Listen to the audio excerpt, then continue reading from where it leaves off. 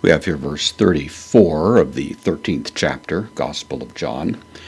In this text, we have Jesus moving really to the point of the entire exercise that has been before us as we've been reflecting on this text, especially, of course, noting that Jesus washed the disciples' feet. He puts himself in the servant's role. We have the interaction that involved Judas betraying him, and now, as it were, Jesus returns really to the central point in the absence of Judas, but of course in the presence of these who are his faithful disciples, with the remarkable statement that we have here in which he gives this, what we call a new commandment. So we have intolane, the accusative of this feminine noun, which means a commandment, the accusative singular, so a commandment, kainane, the adjective here, of course, matching in gender, number, and case.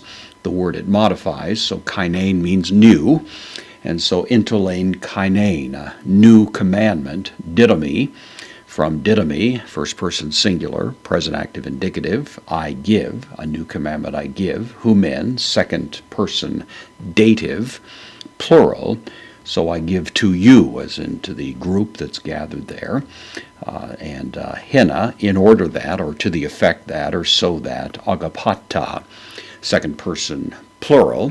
This is the present active subjunctive. Of course, the hina will take the subjunctive. So to the effect that you love, and then allelus, the reflexive pronoun, one another.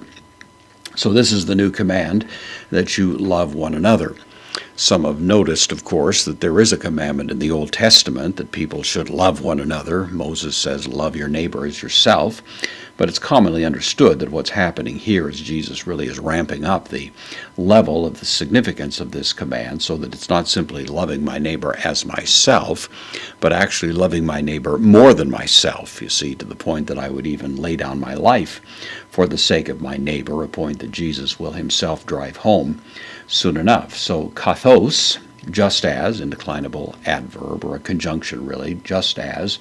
Agapasa, same word as we have here, agapao, but in this case it's the first person singular, aorist active indicative, so I love, just as I loved you, humas, the accusative, plural, second person pronoun, just as I loved you. And you might take from this, of course, a whole history of loving them, including, of course, the very display of love that we've had in the foot washing exercise, but certainly focusing primarily on what's going to take place in the next few days, in fact, in the next few hours, as Jesus is going to be offering himself a sacrifice, of course, laying down his life for them.